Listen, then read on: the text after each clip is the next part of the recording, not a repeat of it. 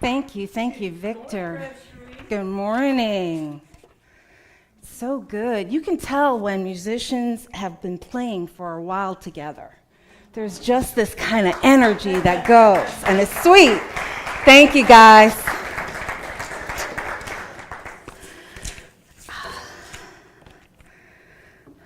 So, as some of you may know who've known me for a little while, I'm like the dollar store queen. That's right. And I'm proud of that. And I want to share with you why. Because there is magic at the dollar store. Do you guys believe in magic? Yeah? All right. Our understanding of magic can have various meanings. It could be like the illusion and deception that we see magicians use. So, for example, what do you see here? You see a regular business card. And I'm saying to you, I can fit my hand through here. I might have to maneuver it a little, but I think I can do it. What do you think? Sure? I hear some sures. Some kind of, people are not saying no, but they're making the faces that way. So, maybe if I cut like a hole here right in the middle, I could fit my hand through? Possible? You might be thinking, Rev Cherie, what are you thinking? Until we know the magic, right? Until we know the magic of how to accomplish something like that. I gotta tell you, I practiced on that really long and hard. Thank you.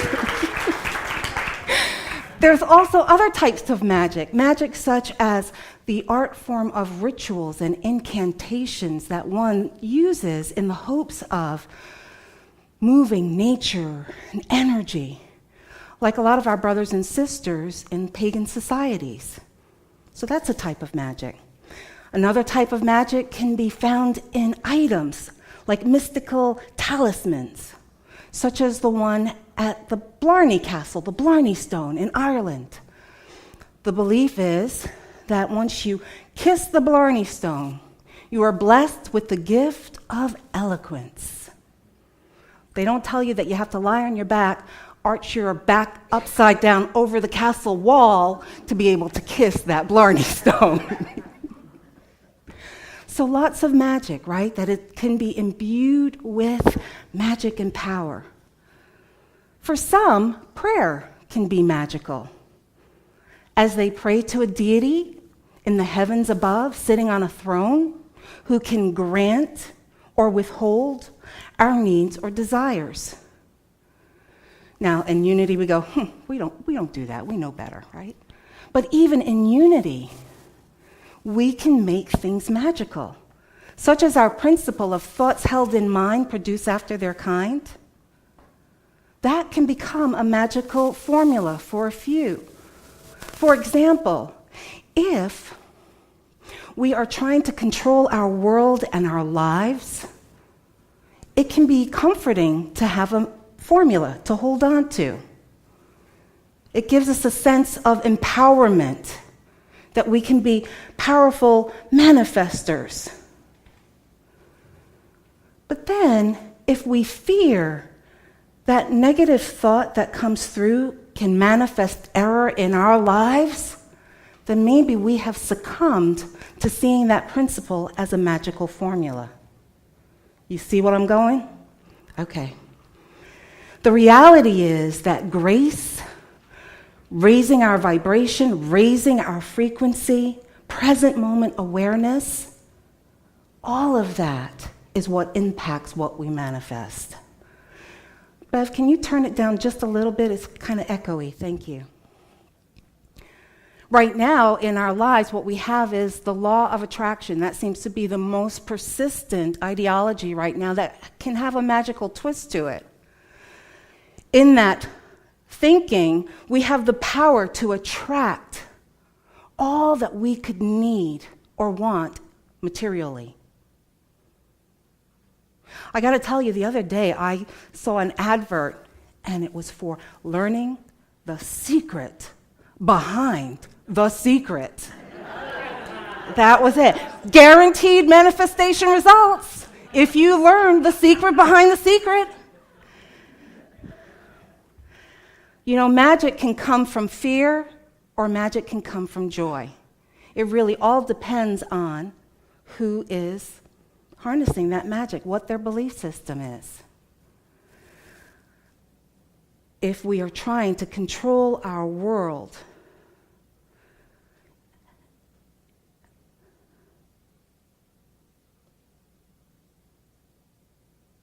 it can be quite satisfying to think that we can create and shift our reality. And I feel a little moved as I'm talking about this, so please forgive me. And I think it's because in Unity we really put a lot of emphasis on this. But when we are coming from that possible fear of not being in control, the fear of not knowing, then what are we doing?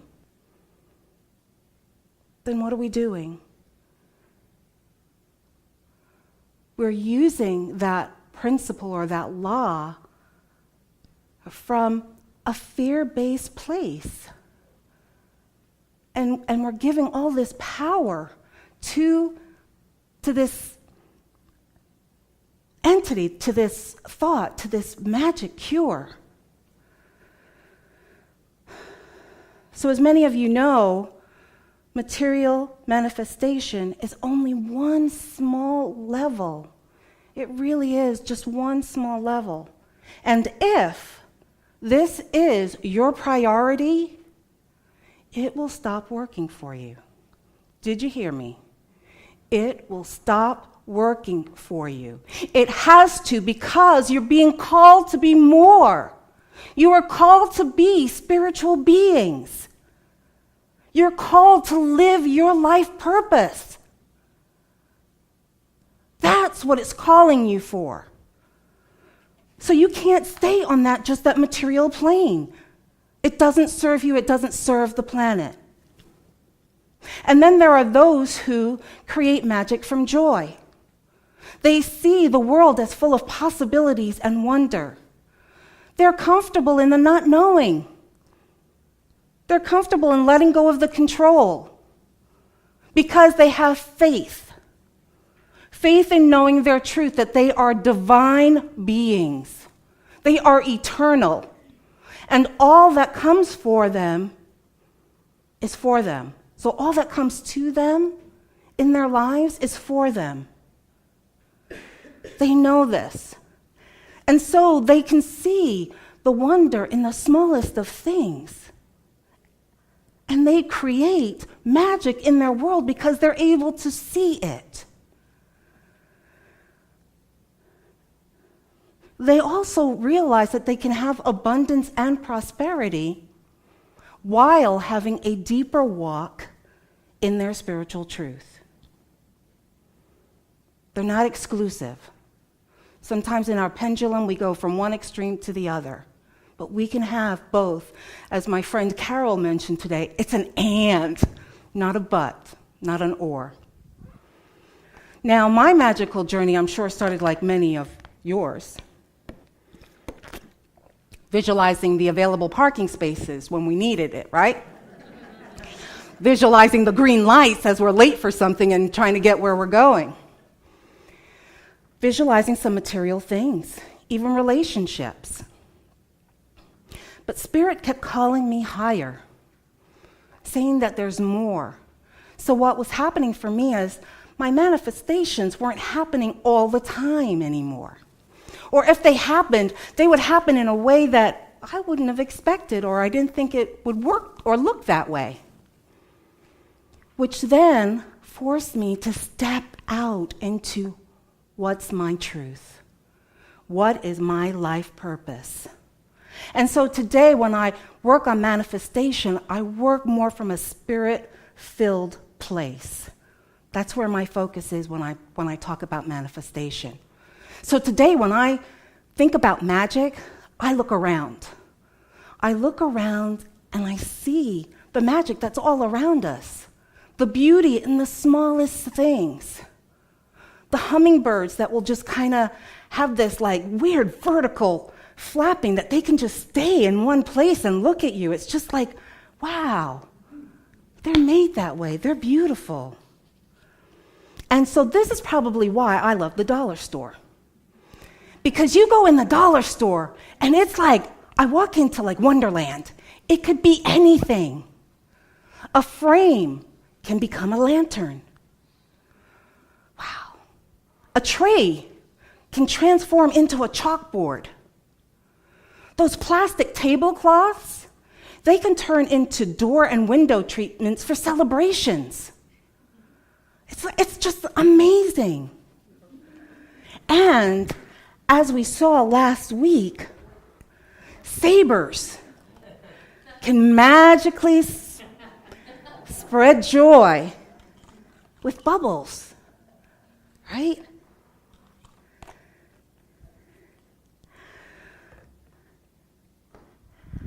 So there are solar toys. I had to put them in the window because they weren't moving. Actually, Graham figured that one out because I was like, they're not working, Graham. Why? Right? So these solar-powered toys, they create magical animals and kingdoms. There are toys that cast spells to bring out our inner child. Do you guys remember this? I saw this and I was just like, oh, this is so cool. Look at that. That is so cool. I always wanted these. My brother got them. Why? I got the Jacks. So like I can play now. There are candles that smell like our favorite candy and magically save us calories. That's pretty cool. Like this one.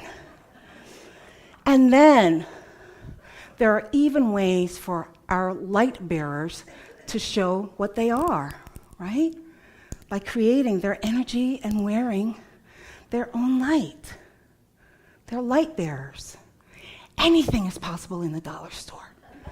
I'm telling you, anything is possible. I usually have to have Graham help me with those.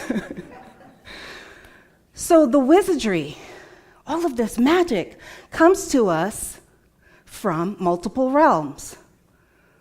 When we are in the flow of our divine nature, the aspects of thinking, feeling, and spiritual truth allow us to create all of this magic. In the flow, we focused on that we have and are enough. We have enough. We are enough. Now, I don't know about you, but when I'm feeling like I am enough, I feel satisfied. I feel joy-filled. I feel like overflowing. It can't help but go to other people. This is all from being in that flow. And when we are in that flow, we then are spiritually human. Spiritually human.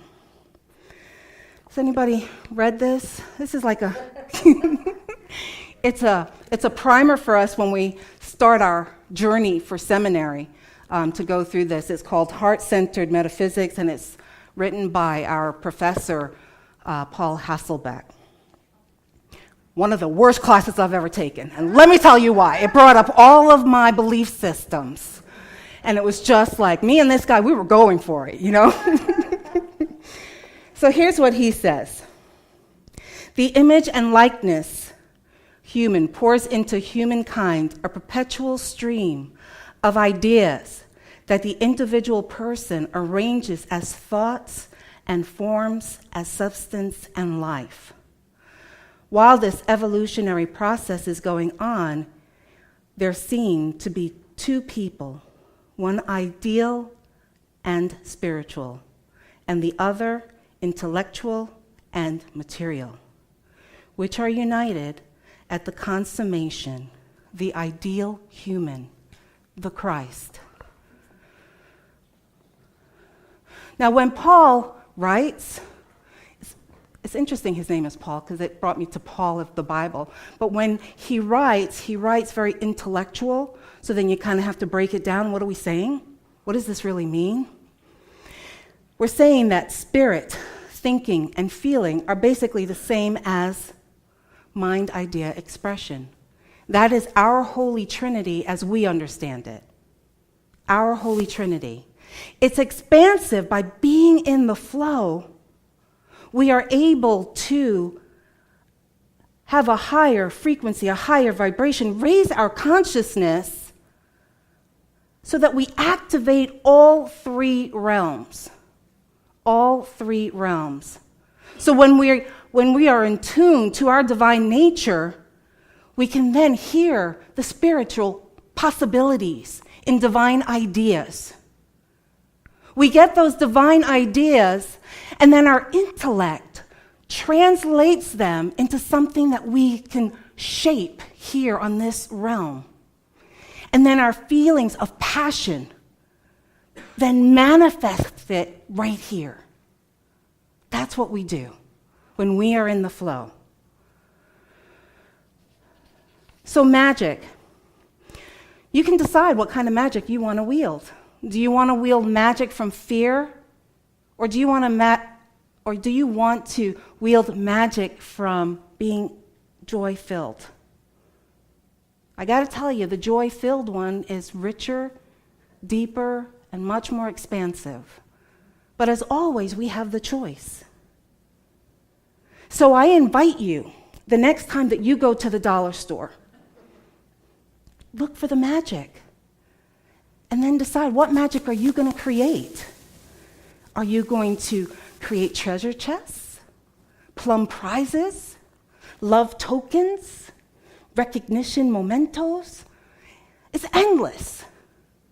And you will be seeing a lot more from dollar store stuff because I am the queen of the dollar store. Thank you so much.